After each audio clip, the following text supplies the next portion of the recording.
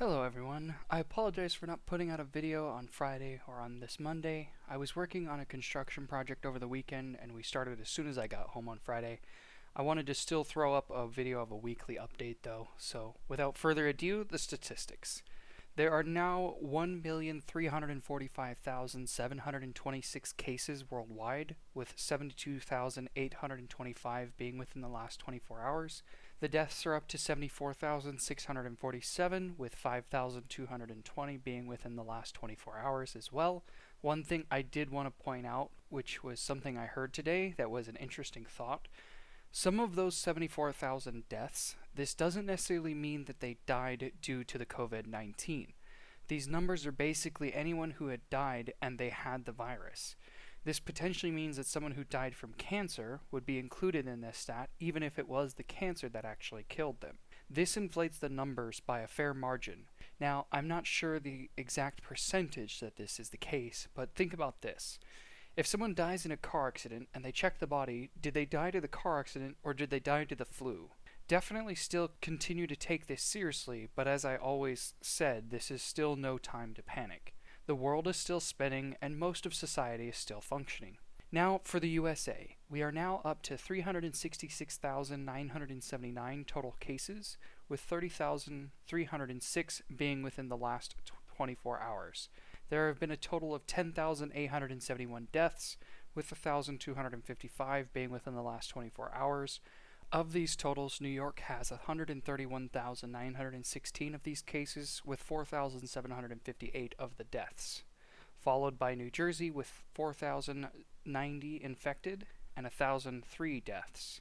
Michigan has the third most at 17,221 infected and 727 deaths, and California has 16,019 infected with 380 deaths, putting them at the fourth highest state. All the other states are below 15,000 cases. Arizona has 2,456 cases with 187 being within the last 24 hours, and there have only been 65 deaths. Most of the other states are still low in comparison to the larger cities that got hit pretty hard. Now, I wanted to quickly cover some of the more affected countries besides the US. We have now Spain in second place with 136,675 infected, with 13,351 deaths. Italy still has the most total deaths, with 16,523 of their 132,547 infected. Germany has the fourth most infections with 103,374, but they shockingly only report 1,810 deaths. They are followed by France with 98,010 with 8,911 deaths. The next highest is China. Now, China is still sitting around 81,000 cases with 3,300 dead. These numbers are now being looked at as false. Most of the world reporters are suggesting that China is not telling the truth and may have been lying to us this entire time. So take these numbers with a grain of salt. The last country I wanted to bring up again is India. India is reporting 4,778 total infection, which puts them at the 26th most affected country. I still find this hard to believe with the number of people that are in this country. Now that we have a lot of the statistics covered, I wanted to move on to current events. I'd like to start off talking about China. Now, I am not blaming all the Chinese for this problem. I am laying my blame at the foot of the Chinese government. They lied to us and misled us on how problematic this virus was. They continue to allegedly falsify their numbers and lie about the condition of their country. Unfortunately, the Chinese citizens have to suffer through this tyranny and have very little they can do about it. They live in a very restrictive government that doesn't let them have as many freedoms like our country. This is why even in times of crisis like now, most people are still living or at least trying to live their normal lives here. The main reason people purport to say that China is lying about their numbers is due to satellite images of their crematoriums. They have been burning non-stop since the virus outbreak. This, on top of the number of urns they have been going in and out of their crematoriums, doesn't match the typical numbers. There has been a lot of work and studies being done on a drug that could possibly reduce the complications with COVID-19. You might have heard of hydroxychloroquine from any media sources you listen to.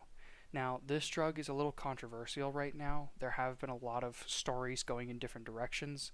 I don't want to provide any more wrong information about this because there has been so much that I am not even sure which is right anymore. I would suggest that if you do get COVID 19, you should seek medical professionals and leave it to them to figure out which would be good for you. Now, onto some interesting events happening with another failing country, Venezuela. I am not sure if you heard about it, but apparently last week on the 30th, a cruise ship was rammed by a Venezuelan Navy ship.